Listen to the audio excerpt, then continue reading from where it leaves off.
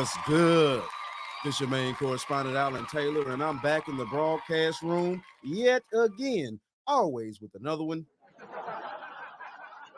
And yes, indeed, it is another one out here. So yes, listen, look, we're about to go up to New York. And yes, we have Queens, New York in the broadcast room. And the thing of this is allegedly, well, allegedly, a migrant was on a rampage up there. He was just taking liberties with the women of Queens, New York. He was just taking liberties. Thought he was just going to do whatever he wanted to do. It's ridiculous out here. Yeah, it's ridiculous, man. So, yeah, we're going to go here now. We're going to check this out. And we actually have the citizens of Queens taking actual street justice against this bat. Okay. So, yeah, let's go here now. Let's put these quarters, nickels, and dimes in on the Times. That suspect identified as an Ecuadorian migrant who entered the country illegally and is now facing a slew of charges, including rape and kidnapping. This all dates back to an incident at Casino Park on Thursday when he allegedly forced two teens into a wooded area at knife point. Fox 5's Michelle Ross is live at Forest Hills. And Michelle, it was actually a group of Good Samaritans who helped lead to his arrest.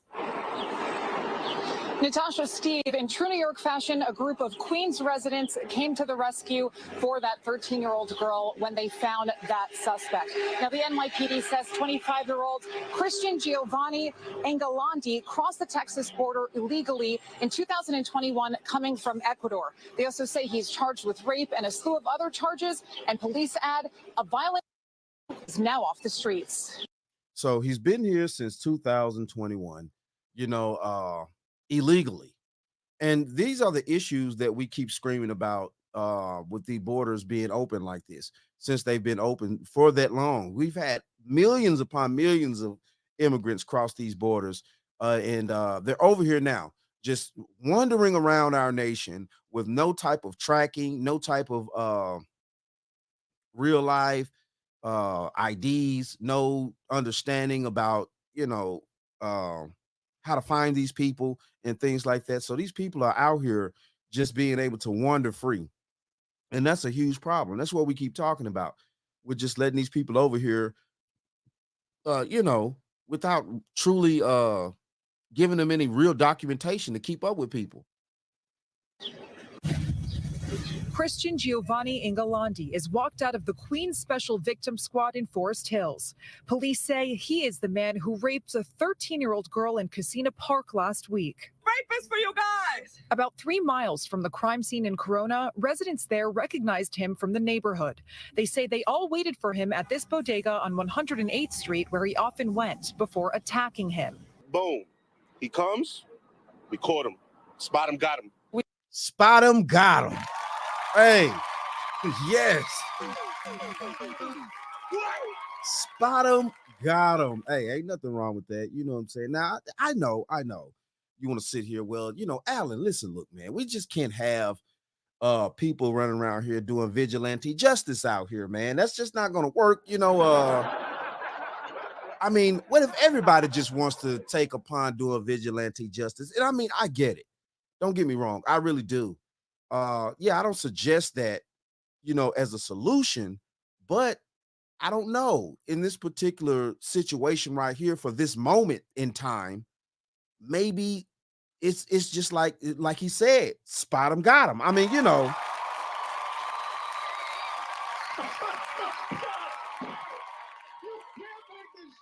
can't make this up. So, I mean, they obviously, these individuals right here, they needed that man off the streets immediately. And maybe about time somebody called the police and things like that. And maybe about time they made it there, just maybe, he would have skedaddled. Maybe it wasn't time enough to actually call the police and wait for the officers to get there. Maybe it just wasn't time enough. Maybe he needed to get got right at that moment and subdued and actually brought to justice. I mean, from what y'all saw, it didn't look like they just was, they didn't just, like do him in super bad. Yeah, he look a little bloody, you know. I mean, you know, hey. You know, he look a little bloody. I mean, but Jesus Christ, what you expect? You're out here terrorizing this neighborhood like this, especially terrorizing these grown ass men's ladies out here. And yeah, you know, this is the protection that black women are talking about. But you know, black women are always telling us that they don't need us. So it's like, what the fuck, you know? Hey, you know. Here we go. We just happened to see the suspect and we acted accordingly. I need to do something because it's just not right. And I got 2 little sisters. I'm about to have a daughter. And that's just not right. Hey, a racist! Here, we found that the community was holding our perp. At the time, the community was trying to hold the perpetrator, waiting for the police. He fought with them, and the community still managed to hold on to him until we got there. Police say tips came in through social media that mentioned his name and Facebook account, which had pictures of the same clothes he wore the day of the crime and had images of his tattoo. While in custody, Ingolandi also identified himself in video they showed him. The perpetrator has made statements after waiving Miranda rights, where he indicated that he has a drug problem, that he found the knife that he used to threaten the two teens, that this was the first time he had ever done anything like this. The NYPD says he approached a 13-year-old girl and 13-year-old boy with a knife at around 3 p.m. on Thursday and forced them into the woods of Casina Park. He tied them up, raped the girl, and told them to stay there for 20 minutes before taking off with their cell phones.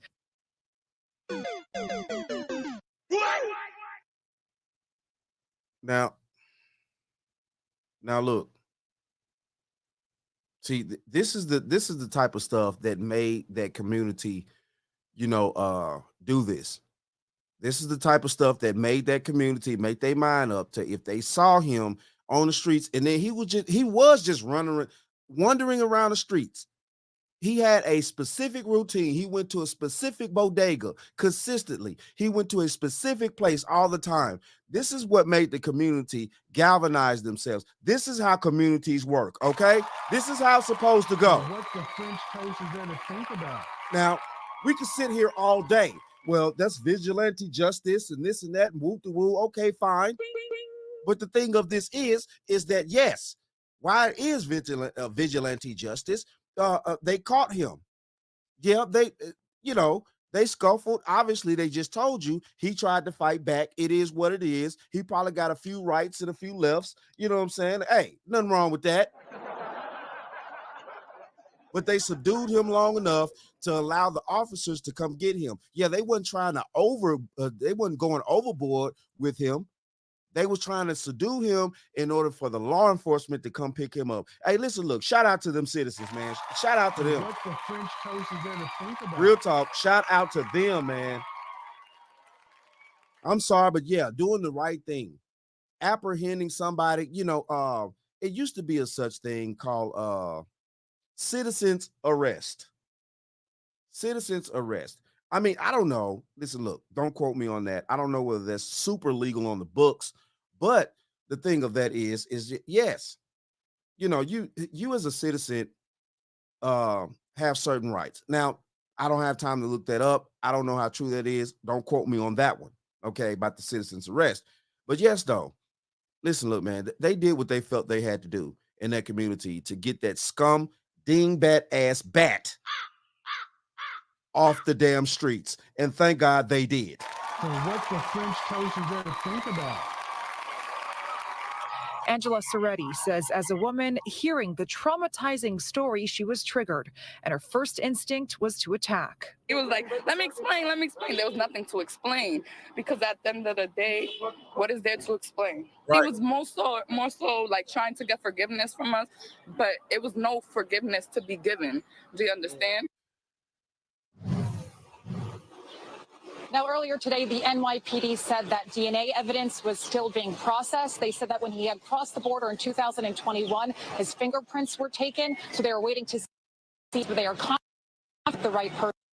And he is charges. Some of those include rape, endangering the welfare of a child, and kidnapping.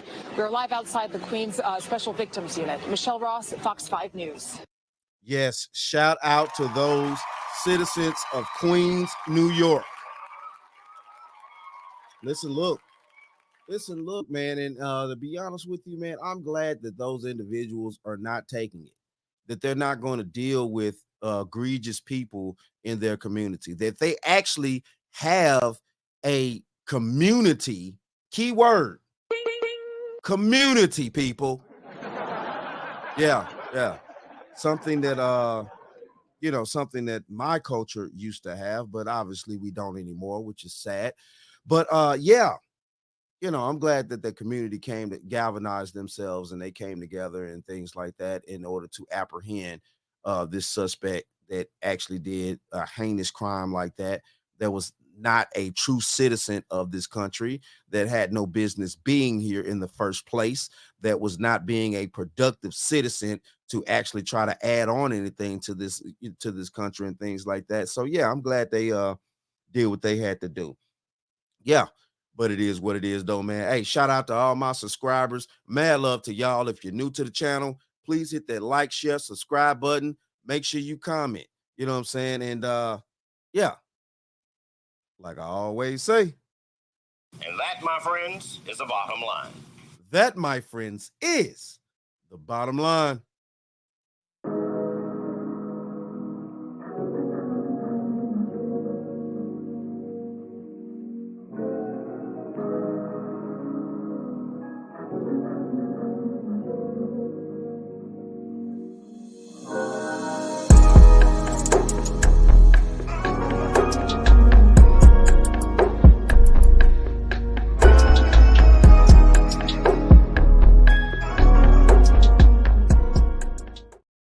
You can act like a man! What's the matter with you?